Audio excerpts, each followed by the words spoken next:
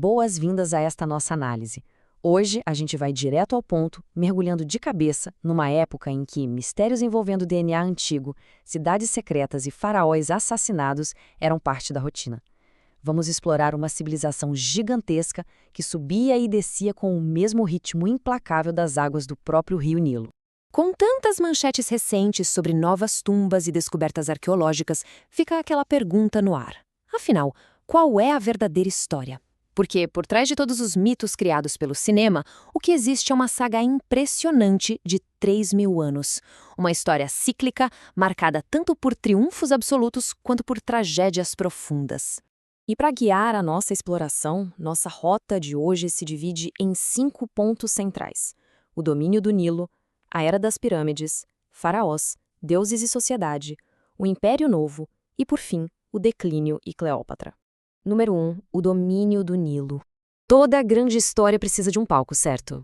E aqui, a partir de mais ou menos 5.500 a.C., a geografia foi quem ditou absolutamente todas as regras. Existiam 2 regiões conhecidas como o Kemet, ou a Terra Negra, batizadas assim graças àquele solo super fértil deixado pelas inundações anuais do rio. O Alto Egito ficava lá no sul e o Baixo Egito dominava o delta, mais ao norte. E isso durou até que o lendário rei Narmer unificou tudo em um único estado, lá por 3.100 a.C. E com essa unificação veio a ordem, e quando a gente diz ordem, é uma hierarquia social extremamente rígida mesmo. Praticamente não existia mobilidade. Lá no topo, o faraó reinava como um deus vivo, seguido de perto pela elite de sacerdotes e nobres. Mas o grande motor disso tudo estava na base. Os escribas que controlavam a economia, os artesãos e aquela imensa maioria de camponeses e pessoas escravizadas. Foi o suor dessa base que sustentou a economia e fez o império decolar. Parte 2. A Era das Pirâmides. É fascinante pensar que a história egípcia foi sustentada por 3 grandes eras douradas: o Império Antigo, o Império Médio e o Império Novo. Mas não foi uma linha reta e contínua. Entre cada um desses picos de glória, a estabilidade política simplesmente desmoronava, dando lugar a períodos intermediários super caóticos e descentralizados. E foi bem no Império Antigo que surgiu uma das mentes mais brilhantes de toda a história, Imhotep. O detalhe incrível aqui é que ele não era da realeza, era um arquiteto plebeu e polímata. A genialidade dele na engenharia foi o que permitiu criar a primeira pirâmide em degraus, desenhada para o faraó Djoser. O trabalho foi tão fenomenal que, com o tempo, Imhotep acabou sendo elevado ao status de divindade, um feito absolutamente raríssimo para alguém fora da linhagem nobre. 146 metros. Para colocar as coisas em perspectiva, essa era a altura original da imponente Grande Pirâmide de Gizé, construída para o faraó Kelps. E tem um detalhe aqui que derruba um mito super popular. Monumentos colossais como esse foram erguidos pelo esforço gigantesco de dezenas de milhares de trabalhadores livres e assalariados, e não apenas por escravos. É um verdadeiro feito da organização humana, sendo a única maravilha do mundo antigo que continua de pé até hoje. Vamos para a parte 3. Faraós, deuses e sociedade. Carregar a coroa egípcia não era brincadeira. O faraó não era visto apenas como um simples monarca. A população acreditava que ele era a encarnação de um deus vivo, com linhagem direta do deus Horus. Ele acumulava absolutamente tudo. Era o comandante militar supremo, o sumo sacerdote e o único mediador entre o nosso mundo mortal e os deuses. Para dar conta de manter essa ordem cósmica toda, realizavam-se rituais anuais de rejuvenescimento, como o famoso e exuberante festival de Opet, que renovava o poder divino do líder. Mas nem os deuses vivos conseguem evitar certas catástrofes. Por volta de 1650 a.C., a combinação terrível de uma seca extrema com um governo enfraquecido abriu as portas para uma invasão estrangeira, a dos Ixos. Foi uma derrota amarga? Com certeza, mas mudou o jogo de um jeito impressionante. Os invasores trouxeram inovações da Idade do Bronze, como cavalos e carruagens de guerra. E o Egito não só absorveu essa tecnologia, como passou a usá-la de forma devastadora para forjar e expandir o próprio império logo depois. O que nos leva à parte 4, o Império Novo. Foi exatamente nessa fase que o faraó Tutmés III brilhou como o grande arquiteto da expansão.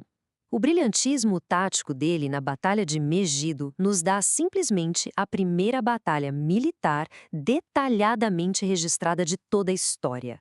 Usando centenas de carruagens e adotando os temidos arcos compostos, Tutmés III empurrou as fronteiras do império para o seu zênite absoluto. Nunca o Egito foi tão gigante. Mas aí entra o fator do poder absoluto e das decisões radicais. O faraó Akhenaton, junto com a rainha Nefertiti, resolveu virar a sociedade de cabeça para baixo. Eles literalmente derrubaram 1.500 anos de tradição politeísta para forçar todo mundo a cultuar um único deus, Aton. Essa revolução religiosa isonou o Egito diplomaticamente e causou a fúria dos sacerdotes. Não é à toa que muitos historiadores suspeitam que esse reinado tenha terminado em assassinato. O herdeiro de toda essa bagunça? Um garoto! Tutankhamon foi coroado com apenas 9 anos de idade e acabou manipulado pela velha guarda para trazer os deuses antigos de volta. A vida dele foi tragicamente curta, morrendo aos 19 anos, cercado de mistérios. Mas a grande ironia da história é que, por não ter tido tempo de construir um grande complexo funerário, a sepultura mais modesta dele, no Vale dos Reis, passou totalmente despercebida pelos saqueadores. E foi por isso que, em 1922, ela foi descoberta intacta, revelando uma riqueza sem precedentes para o mundo contemporâneo. Mais algumas décadas se passam, e a estabilidade finalmente retorna com Ramsés II, conhecido como Ramsés o Grande. Na famosa e épica Batalha de Kadesh contra os hititas, ele caiu na primeira emboscada militar registrada que se tem notícia. Mas ele demonstrou uma coragem e uma paciência estratégica fora do comum. Ele sobreviveu a um cerco praticamente mortal e ainda transformou aquele impasse histórico no primeiro tratado de paz documentado de toda a humanidade. Dá para acreditar? E chegamos à parte 5, o declínio e Cleópatra. O fim da Idade do Bronze não poupou ninguém. Uma confederação super misteriosa que a gente chama de povos do mar chegou varrendo o Mediterrâneo. O Egito até conseguiu expulsar esses invasores, mas o custo foi brutal, a exaustão total do tesouro. A crise chegou a um ponto tão grave que as rações de grãos acabaram, o que acabou provocando nada menos que a primeira greve trabalhista registrada na história. O império estava fraturado por dentro e muito vulnerável. E vulnerabilidade, como a gente sabe, é um prato cheio para conquistas.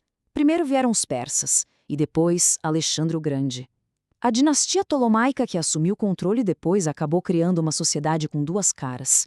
De um lado, a velha tradição egípcia com os hieróglifos e os antigos deuses. Do outro, uma forte influência helenística, que trouxe o idioma grego e maravilhas do intelecto como a famosíssima Biblioteca de Alexandria. Uma fusão irreversível. E é bem no meio desse caldeirão cultural que aparece um detalhe incrível. 8.